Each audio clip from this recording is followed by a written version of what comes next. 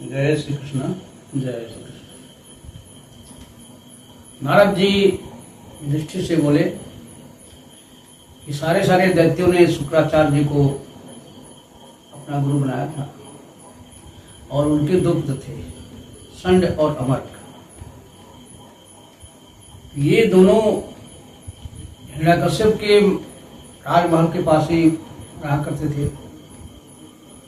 तो जब थोड़ा बड़े हुए तो उस अपने नीति संपन्न बालक प्रहलाद को और भी जो पढ़ने लायक दैत्यों के बेटे थे उनको वहाँ भेजा गया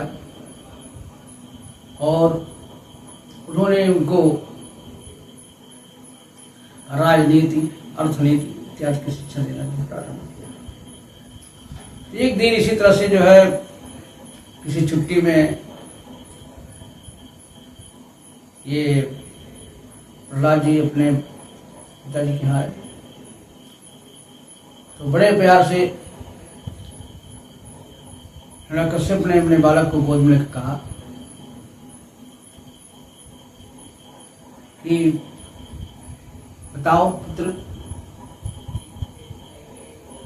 चिरंजीवी प्रहलाद, बताओ तक तुमको जो बात कोई अच्छी लगती हो उसे बताओ। प्रहलाद जी बोले, पिताजी संसार के सारे मनुष्य मैं और मेरा इस प्रखंड में परेशान हो रहे हैं, उद्दीप्त हो रहे हैं, सारे जो है मैं और मेरा। और ये क्या है, जैसे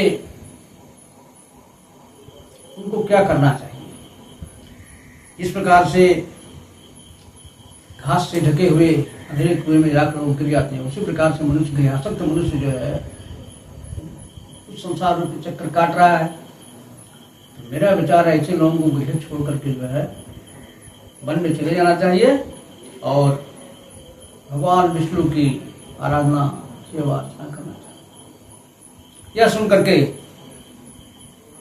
हिरण्यकश्यप ने ठा के हंसा, कहा कि सत्य है, ये छोटे छोटे बालकों की बुद्धि जो है बहकावे में तो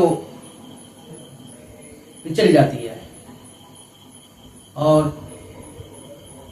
गुरु से बोला जा करके इनका थोड़ा अच्छे से देख रेख किया जाए, इसकी हमारी बेटे की हमारी बुद्धि जो बिगड़ने न पाए।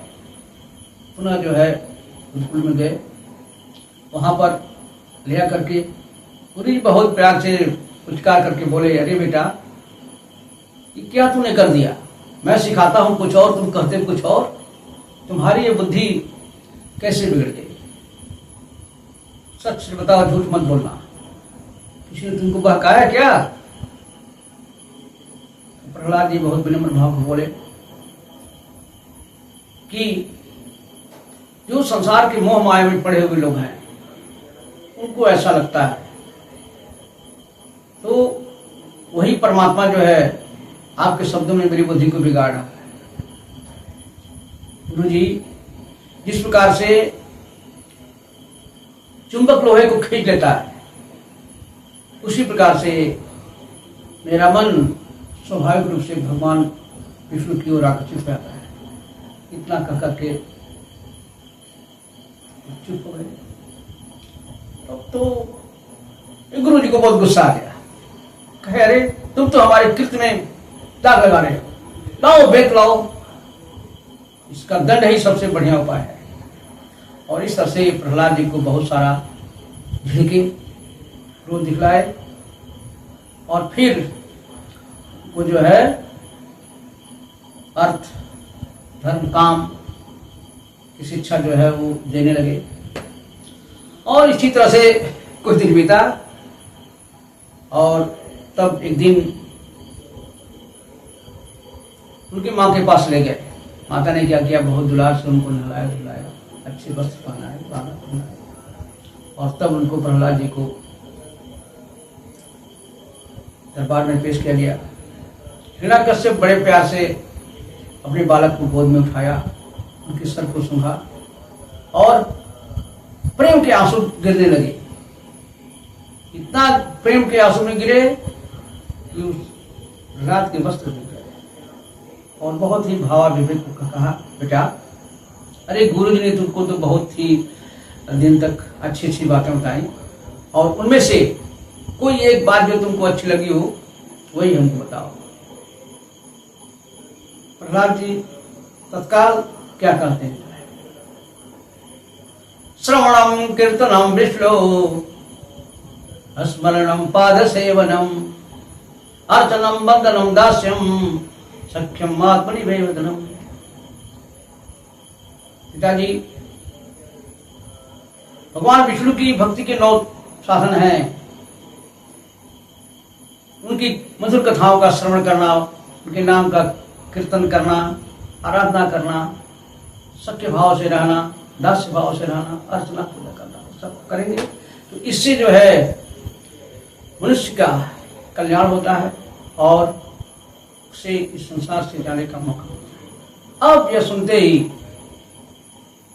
हिरण्यकश्यप को तो क्रोध का ठिकाना नहीं रहा और प्रहलाद को अपने गोद से उठा के पटक दिया। और वो जो बगल में थे संजय और अमर, कहा नीच ब्राह्मणों, तूने मेरे बालक को क्या सिखा दिया, क्या कह रहा है। ठीक है, बहुत लोग ऐसे होते हैं जो मित्र का माना पहन करके जो है उनको लगता है कुछ ब्राह्मण जो है विष्णु के अनुयायी जो है छिप करके रह रहे हैं, तुमने क्या सिखा दिया। लेकिन जिस प्रकार से कोई पापी छिप छिप पाप करता है, लेकिन समय आने पर जो उसको रोग के रूप में उसका वो पाप प्रकट पाता है। अब बहुत गुस्सा हुआ और कहा, दैत्यों ये मार जाने लायक है, ये तो लगता है इसको कुछ भी परवाह नहीं है। जिस विष्णु ने इसके चाचा को वध कर दिया, मार दिया, और जिसने अपने माता पिता के वात्सल्य प्रेम को टुकड़ा करके जो है विष्णु भगवान का भी क्या करेगा, क्या करेगा यह।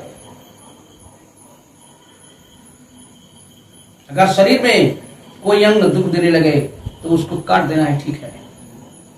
ये पुत्र का वाना बनमरा करके जो है दुश्मन के रूप में आया है, इसलिए इसके जीने का अधिकार नहीं है। ले जाओ इसे घर के बाहर लेकर जिस प्रकार से जो उसको मार डालो। अब सारे दैत्य जो विकराल नेत्रों वाले, विकराल बालों वाले, भयंकर भयंकर थे, सूर लेकर के मारने के लिए तत्पर हुए। उस समय प्रहलाद जी एकदम ध्यान मग्न हो गए। वो एकदम उन्होंने अपना ध्यान परमात्मा में लगा दिया, जो मन और दृष्टि से अगोचर है, सर्वात्मा है, उस परमात्मा में ध्यान लगा दिया। और वो उनके मर्म स्थानों पर प्रहार करते रहे, लेकिन उनका कुछ भी नहीं हुआ। अब हैरान, अब इसको बहुत चिंता हुई। हिरण्यकश्यप करे इतना सारे दैत्य थे, उसके बाद कहा अच्छा दूसरा प्रयास करते हैं। उसने बड़े बड़े हाथों से कुचलवाया, विषय के सांपों से डरवाया, जसा दिया, समुद्र में फेंकवा दिया, पर्वत के ऊपर ले जाकर के वहां से गिराया, अंधेरी कोठरी बंद कराया, और अनेक अपने ब्राह्मणों कृत्य राक्षसी और सम्रासुर से कहा कई प्रकार की माया का प्रयोग करने के लिए, यानी मारने का कितना कितना प्रयास किया, पर्वत के नीचे दबा दिया, लेकिन हर बार भगवान नारायण की कृपा से प्रहलाद जी का बाल बांका कुछ नहीं हुआ। हिरण्यकश्यप को बहुत ही विस्मय हुआ, अरे यह बालक कैसा है, इतना मैंने दुख दिया फिर भी ये निर्भीक होकर के हर हमेशा मेरे पास ही तो रहता है। अवश्य ही इसमें कुछ बहुत ही बड़ी शक्ति है, और हो सकता है मैंने जो इसके साथ विरोध किया है यह मेरी मृत्यु का कारण बनेगा, और हो सकता है कि मेरी मृत्यु नहीं हुई। अब गुरु जो थे संजय थोड़ा उनको एकांत में लेकर कहे, महाराज अरे आपको इतना सारा चिंता करने की जरूरत नहीं है, आपकी जब भ्रुकुटी जो है टेढ़ी हो जाती है तो सारे लोग पाल थर्रा जाते हैं, और है हो सकता है बालक ने खिलवाड़ किया हो, तो इसलिए इसमें जो है बहुत परेशान होने की बात नहीं है। समय आने पर हो सकता है उसकी बुद्धि जो है ठीक हो जाए। तो ऐसा सुनकर के उसने कहा ठीक है, और बालक को पुनः पुनः बोला इनको जो है एक जो सांसारिक अच्छे नृप होते हैं उनके लिए क्या पढ़ना चाहिए, अर्थ धर्म काम ये सारा और नीति इनको सिखाइए। और एक करके जो है फिर गुरुजी लेके गए। और अब जो कुछ सिखाते प्रहलाद जी तो सारी बातों को तो कह देते थे, लेकिन उनके मन में था कि ये जो है ये अच्छी बात नहीं है, ये सारा जो है अपने पराये का दुराग्रह है और इससे आदमी संसार में फंसता ही है जो है। तो एक दिन की बात है, गुरुजी किसी गृहस्थी के काम से कहीं चले हुए थे, तो बच्चे अपने को स्वतंत्र पाए, फ्री हो गए। बच्चे खेलने का मन बनाए,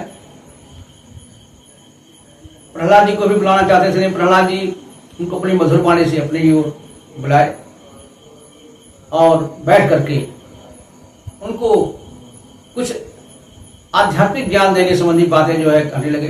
और पुनः जो है हम अगले वीडियो देखते हैं। जय श्री कृष्ण, जय श्री।